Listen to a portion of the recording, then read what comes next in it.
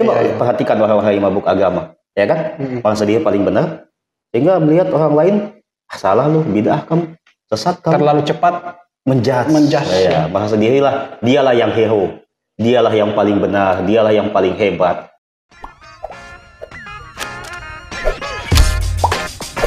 Welcome to Renaissance. Baik, assalamualaikum warahmatullahi wabarakatuh, sobat Renaissance.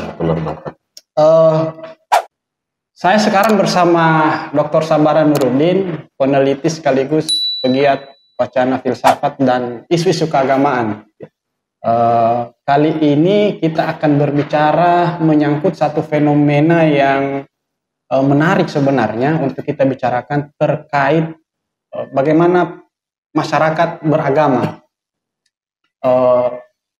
Agama itu ternyata ketika dihayati tidak selamanya membuat orang itu menjadi lebih tenang, ya. Tidak lebih toleran, bahkan di sisi yang lain ada deviasi menyangkut ajaran agama sehingga membuat orang tidak respect terhadap perbedaan dan semacamnya, bertindak lebih beringas bahkan atas dalil-dalil agama.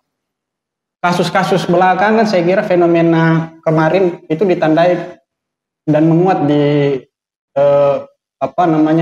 ketika Indonesia memasuki satu fase politik elektoral. Itu agama begitu kuat mempengaruhi cara berpikir. Bahkan ada orang yang seolah-olah kehilangan akal sehat.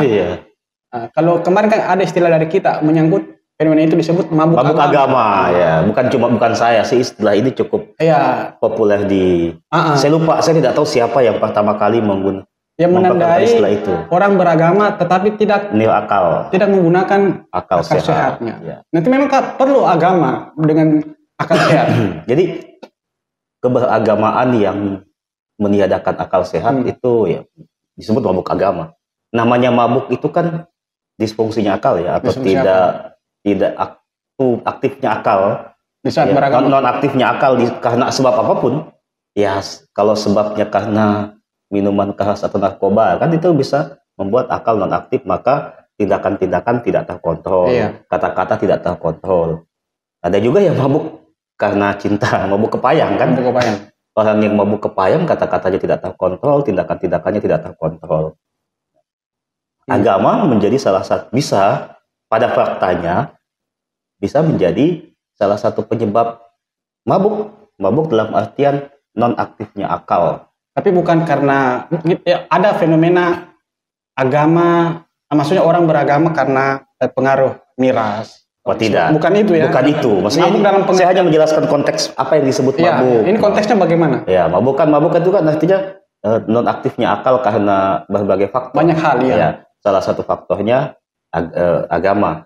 Kita sebut mabuk kenapa? Karena melakukan tindakan-tindakan yang bertentangan dengan nalar sehat. Ya, dengan aturan normatif. Nalar sehat, nilai kebersamaan, nilai-nilai etika sosial, budaya. Atau hal-hal yang rasional misalnya gini, bertindak kekerasan, ujaran kebencian, itu kan tindakan yang tidak rasional sebenarnya. Itu agama yang memang membuat seperti itu.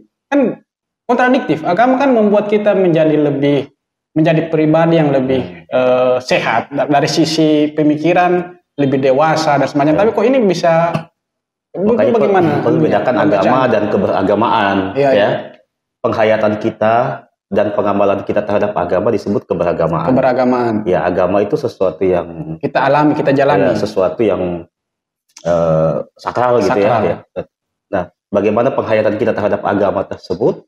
Bagaimana pengamalan kita terhadap agama tersebut itu keberagamaan. Agak sama, tapi penghayatan dan pengamalan bisa berbeda. Akhirnya melahirkan fakta-fakta keberagamaan yang berbeda, bahkan paradoks.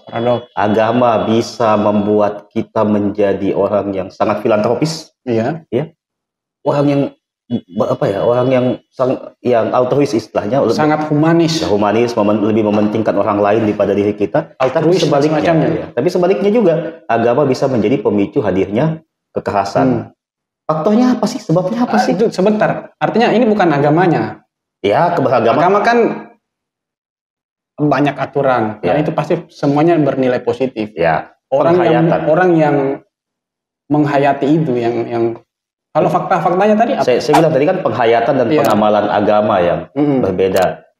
Salah seorang ahli psikologi agama namanya Gordon W. Allport menyebut ada dua paradigma keberagaman. Nah ini landasan teoretiknya. Paradigma intrinsik dan paradigma ekstrinsik.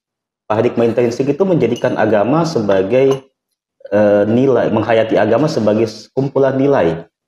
Sekumpulan nilai yang dihayati sebagai pemadu dan pemandu untuk memadu dan memandu jalan hidup. Memandu. Jadi agama adalah nilai. Autentisitas agama itu adalah nilai. Misalnya ketika kita bicara apa autentisitas Islam? Nama itu diutami wa makarimal akhlak.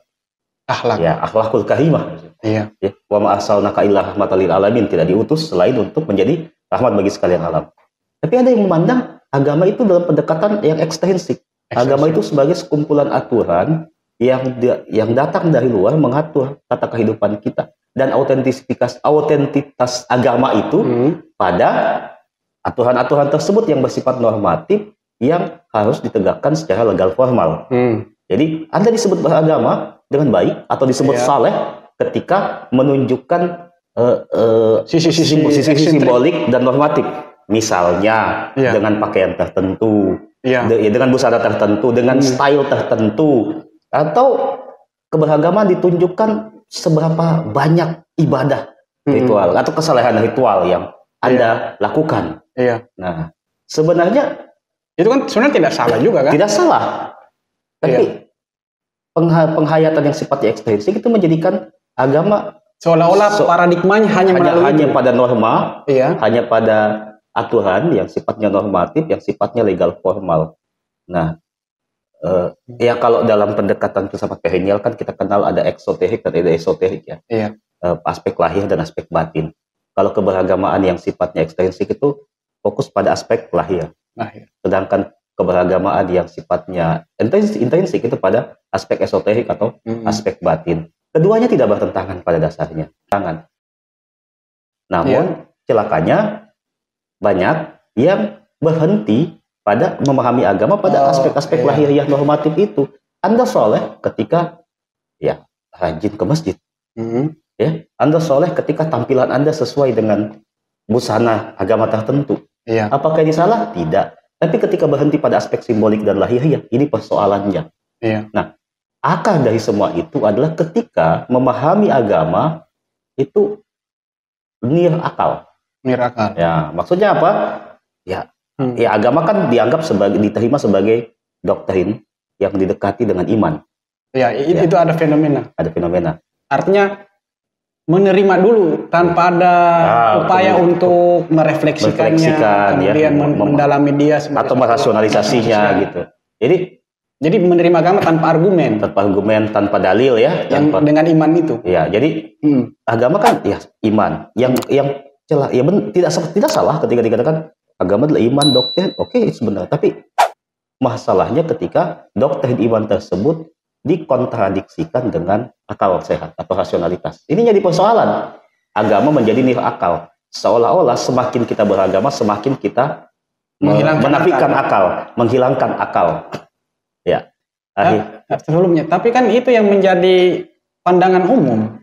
Artinya ada memang pemahaman yang melihat agama itu tidak mesti didekati melalui akal sehat.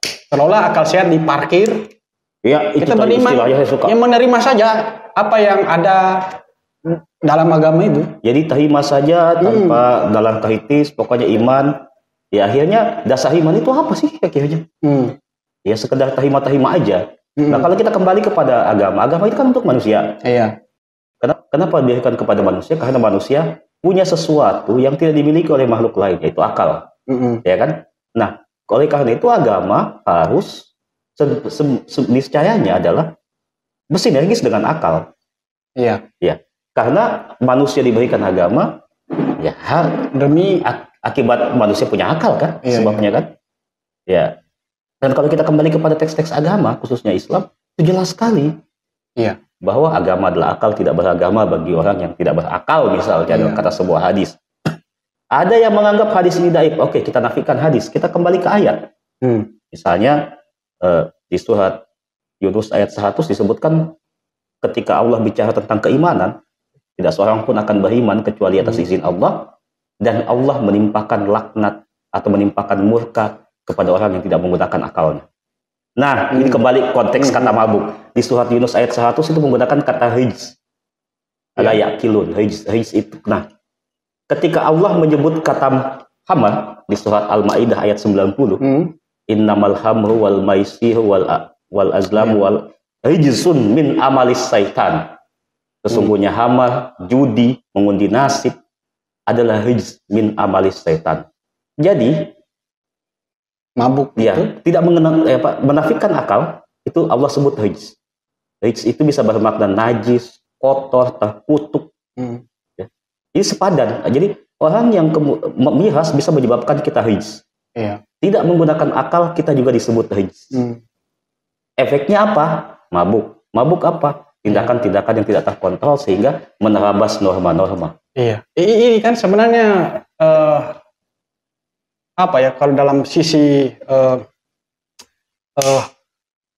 kita, saya sebut kita karena tidak bisa kita pungkiri banyak entitas atau kelompok-kelompok agama, banyak komunitas pengajian.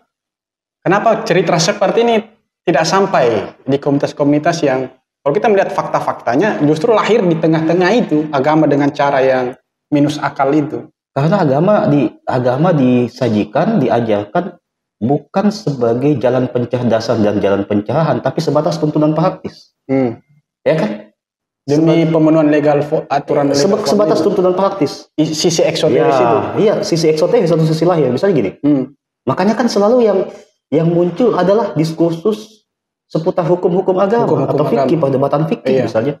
Atau dalam pengajian-pengajian yang muncul apa hukumnya ini Ustadz, bagaimana caranya wudhu yang sesuai dengan sunnah, bagaimana cara sholat yang sesuai dengan sunnah. Kan itu hal-hal yang sifatnya normatif. Ini agama disajikan sebagai tuntunan praktis, bukan sebagai jalan pencerdasan dan pencerahan. Artinya ada problem epistemologi. Ya, problem epistemologi. Artinya agama tidak diterima melalui semacam penelusuran berdasarkan argumentasi, argumen nakli maupun berdasarkan penalaran nalar. Pendalaman terhadap teks, penghayatan terhadap teks. Iya, itu pun teks diartikan seperti apa yang dikehendaki oleh kelompok mereka. Karena agama di akal, sehingga kehilangan objektivitas. Jadi memahami teks saja. Sebatas teks eksplisit, tekstualis istilahnya ya, atau harfiah saja. Sehingga efeknya adalah menolak menegaskan tafsir tunggal atau menolak tafsir lain. Sehingga efeknya adalah menafikan perbedaan, sikap yang eksklusif. Sampai pada titik ya akhirnya beringas terhadap keragaman, tidak boleh ada yang lain karena tafsir tunggal itu. Sehingga wajar ketika ada upaya dominasi atau hegemoni berdasarkan agama atau kelompok agama tertentu, karena pada dasarnya tidak ingin ada yang lain selain dia yang boleh eksis, yang boleh benafsir, yang boleh bersuara. Ini yang saya lihat sumber masalahnya di situ. Sehingga ada kemauan-kemauan tertentu di mana itu merupakan kehendak kelompok yang lahir dari tafsir tunggal yang sifatnya tekstual. Sehingga lahirlah gini praktik-praktik keberagamaan yang dalam istilah Islam itu tatahuf atau gulau. Gulau itu artinya berlebihan. Tatahuf itu artinya ekstrim, berlebihan. Ekstrim itu pada tindakan, berlebihan itu pada ekspresi keberagamaan. Misalnya tindakan-tindakan yang tidak lagi ramah terhadap perbedaan. Berlebihan itu artinya apa? Bahwa agama itu takarannya hanya pada hal yang sifatnya eksoterik, hal yang sifatnya normatif, melulu itu aja. Berlebihan dan saja akhirnya ujung-ujungnya akhirnya menafikan perbedaan. Orang mabuk itu kan, coba lihat orang mabuk. Baik dia mabuk karena miras maupun mabuk karena cinta, nggak peduli dengan kondisi di sekitar, nggak peduli dengan orang lain di sekitar. Pokoknya yang ada cuma dia gitu kan. Dunia milik berdua. Yang hebat cuma dia gitu kan. Kalau Jadi nggak peduli dengan orang, nggak menjaga perasaan orang. Nah, coba perhatikan orang-orang yang mabuk agama, ya kan? Merasa dia paling benar, sehingga melihat orang lain, salah lu, bid'ah kamu, sesat kamu. Terlalu cepat menjudge. Ya, merasa dialah yang hero, dialah yang paling benar, dialah yang paling hebat. Ya, perasaan yang disebut dengan megalomania. Kompleks ya. Perasaan bahwa dialah yang besar, bahwa dialah yang paling. Nah ini kan sebenarnya bertentangan dengan nilai otentisitas agama, bahwa agama itu adalah kerendahan hati, tawadu. Iya kan? Lawannya kan takabur. La yadhalul jannah man kana fi qalbihi zarratin min kibr, tidak masuk surga seseorang kecuali bagi yang dalam hatinya ada kesombongan meskipun sebesar biji zarah misalnya kan. Nah, tapi kok faktanya agama membuat kita merasa menjadi lebih hebat daripada yang lain. Ini kan ketakaburan yang luar biasa sebenarnya yang dibungkus oleh label agama. Akhirnya agama yang dihayati dan diamalkan dengan cara yang salah justru menggelincirkan kita pada jurang kenistaan. Itu. Ini mengingatkan saya kepada fenomena yang diceritakan oleh Al-Quran. Katakanlah Fir'aun. Ya. Itu kan iblis lah yang contoh yang lebih purba ya. Contoh yang lebih purba itu iblis. Itu melakukan dosa paling purba. Yakni sombong atas perspektifnya. Dia tidak mau mengakui Adam sebagai khalifah. Karena dia sudah merasa pertama karena dia diciptakan lebih mulia, diciptakan dari api, Adam dari tanah. Nah, yang kedua dia merasa saya ini lebih senior, lebih senior. Yang ketiga, saya sudah lama bersujud nih. Ya kan gitu. Dari sisi ibadah dia sudah beribu-ribu tahun. Kanan kabarnya 6.000 tahun. Sehingga dalam riwayat disebutkan nyaris tidak sejengkal pun langit dan bumi yang tidak pernah ditempati bersujud oleh Izazil itu yang kemudian karena dikutuk menjadi iblis gitu. Nah, ada satu perspektif bahwa iblis itu untuk kasus ini terjebak kepada materialisme karena dia mengagungkan unsur api dibandingkan tanah. Dan juga bukan cuma itu. Bukan cuma itu, membanggakan senioritasnya. Dia lebih dahulu. Yang ketiga, apa yang dibanggakan? Ibadahnya. Ibadahnya.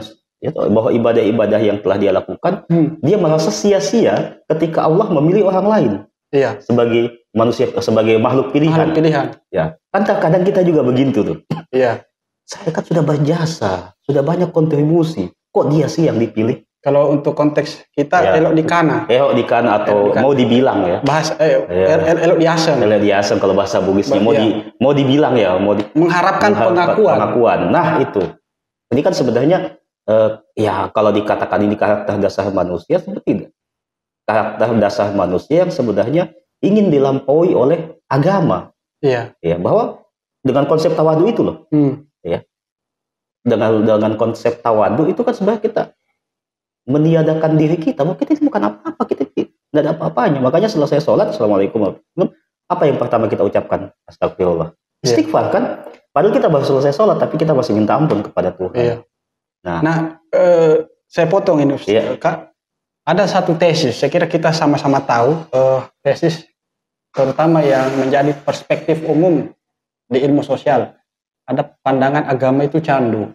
Apakah mabuk agama ini ada kaitannya? Ada hubungannya? Iya. Dia menjadi candu bagi orang-orang tertentu? Candu orang tertentu, ya. Kita lihat aja misalnya para pelaku bom teror itu yang sampai mau bunuh diri, mati konyol. Kok itu bisa berani-beraninya? Itu kan hidup dalam delusi ya, dalam ilusi yang berlebihan sehingga menafikan realitas yang sebenarnya lebih real. Menafikan realitas sosial kita ini yang lebih real, realitas kehidupannya yang lebih real. Justru mendambakan ilusinya. Kalau bahasanya Buya Syafi'i Ma'arif, teologi maut, berani mati tidak berani hidup. Karena ilusinya tentang kematian pasca melakukan bom bunuh diri inilah yang sedemikian menguasai pikirannya, sehingga dia enjoy aja, santai aja untuk menjemput kematian dengan cara yang konyol itu. Itu salah satu mereka orang beragama. Salah satu bentuk mabuk agama ya. Itu bentuk mabuk agama yang paling ekstrem. Kita kan kemarin pernah membahas terorisme. Terorisme. Itu salah satu epistemologi dasarnya kan sama. Tafsir tunggal ya, tekstualis, tafsir tunggal dan seterusnya.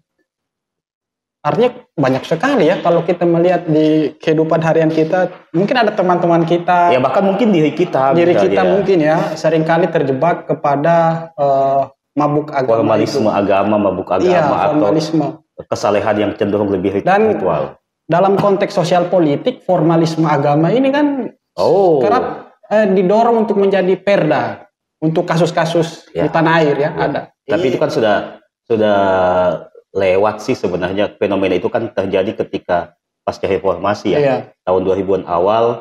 Itu ketika gagal upaya untuk mengembalikan 7 kata, maka turun ekspektasinya menjadi tahun perjuangannya menjadi perdaisasi syariah. Saya melihat ada semacam perubahan. Awalnya itu formalisasi dari struktur pada level tatanan nasional, struktur. Kemudian turun pada level daerah. Sekarang kan kehidupan ini kultur diinginkan agar totalitasnya itu Islam. Agama. Cuma masalahnya agama dari perspektif formalisme tadi itu kan. Formalisme. Eksoteris itu tadi kan. Formalisme atau upaya melegal formalkan agama kan juga bukan cuma di Islam yang terjadi ya, di agama lain juga. Misalnya meskipun ini saya juga memahaminya sebagai reaksi dari perdaisasi syariah, di sebagian saudara kita berupaya untuk melakukan perdaisasi Injil misalnya. Selalu ada pertanyaan itu di setiap kelompok agama. Beragama yang otentik itu seperti apa? Beragama yang benar itu seperti apa? Itu kan pertanyaan dasariah. Saya ini Islam. Misalnya saya ini Kristen misalnya, atau saya ini Islam. Islam yang otentik, Islam yang benar itu kayak gimana sih? Kristen yang benar, Kristen yang otentik itu seperti apa sih? Itu kan pertanyaan semua orang ya. Sebagai umat Nabi Muhammad yang otentik itu seperti apa? Apakah memakai jubah dan memanjangkan janggut seperti Nabi Muhammad yang simbolik formalis seperti itu? Sudah. Itukah otentik? Ataukah menjadi umat Muhammad yang otentik itu kembali tadi saya katakan innama bu'istu liutammima makarimul akhlaq. Akhlakul karimah. Ya kan? Atau ini kan sebenarnya perdebatan atau dua hal yang kelihatan paradoks. Dan melahirkan dua bentuk pengamalan dan penghayatan agama yang melahirkan keberagamaan yang paradoks. Kita kan begini Kak, untuk generasi muda, fenomena hijrah itu kan banyak terjadi. Itu. Apalagi ketika agama dipolis melalui pendekatan media massa. Yang disebut simbol-simbol dan banyak anak muda hijrah tetapi terjebak kepada simbolisme. Ya karena kita merasa yang otentik itu simbol. Yang otentik itu formal. Gitu. Misalnya, tapi spirit agama itu hilang. Agama bahkan ketika kita bicara kebudayaan. Anda otentik Bugis ketika bawa badik kemana-mana. Anda otentik Makassar ketika bawa badik kemana-mana. Ataukah Anda otentik Bugis Makassar ketika Sipaka tahu Sipaka lebih misalnya. Ada yang menekankan pada saya di Bugis, saya di Makassar. Saya harus bawa badik. Saya ketika ada yang ngajak berkelahi saya nggak akan mundur. Ya kan? Ada yang seperti itu kan pendekatannya. Dalih sirina pace. Itu memahami sirina pace seperti itu. Tapi pada pendekatan yang lebih substantif, yang namanya menjadi Bugis Makassar itu bagaimana saya memanusiakan manusia Sipaka tahu. Bagaimana saya akhlaki Sipaka lebih. Kan itu. Sifat tua sifat tokong, saling menghidupkan dan saling menopang, bukan saling sikut. Nah, hal yang sama terjadi juga dalam agama. Apa yang disebut autentisitas Islam, pakai jubah, janggut misalnya. Mengganti diksi-diksi saudara menjadi ahi ukti, ayah ibu jadi abi umi misalnya, Anda menjadi antum. Saya di rumah oleh anak saya dipanggil abi. Apakah itu termasuk? Itu budaya saja, gitu. Budaya. Tapi kan gini, ketika itu diksi yang dianggap, ini kan persoalan selera tanpa perlu agama. Jangan bawa soal agama, kan persoalan selera saja. Fenomena hijrah itu seolah-olah ketika kita hijrah kita meninggalkan kebiasaan hidup yang selama ini dianggap tidak bama. Banyak artis misalnya yang dulu bermusik menjadi pendakwah, menjadi dai, tapi akhirnya mereka seolah-olah mempertentangkan hal-hal yang sebenarnya dalam Islam masih bisa dikolaborasikan kan? Ini karena selalu paradigma hitam putih, normatif, legal formal, simbolik. Mengabaikan hal-hal yang sifatnya substantif. Jadi kebenaran itu kan pada dasarnya tidak hitam putih. Kenapa pendekatan agama pengajaran agama cenderung kan tidak komparatif. Misalnya gini, tata cara sholat kita tidak dihadirkan pada perbandingan. Tapi yang sesuai dengan sholat ini saja, tanpa ada perbandingan. Anak-anak UIN mesti tahu ini ya. Bukan itu saja, misalnya pengajaran agama di sekolah kan ada jurusan perbandingan agama. Bukan, saya tidak bicara itu. Saya tidak bicara itu. Saya gini, ketika kita belajar agama dulu kan, itu kan komparasi itu. Pokoknya cara sholat nggak ada perbandingan menurut mazhab Syafi'i, menurut mazhab Maliki begitu. Langsung aja tunggal. Ya kan nggak ada perbandingan. Sehingga kita akhirnya gagap ketika melihat fenomena yang berbeda. Kata-kata kerennya hari ini tempat mainnya masih kurang jauh. Ya, pikniknya masih kurang jauh lah. Belum banyak melihat panorama keberagamaan. Nah, masih hanya melihat warna itu cuma hitam dan putih. Bahkan dari sisi pemikiran dan semacamnya itu mungkin masih satu sisi saja kan? Iya, masih sangat. Padahal kan dalam diskursus agama itu kan luas sekali. Ya. Jadi kembali ke mabuk agama, pada dasarnya mabuk agama itu pertama nir akal.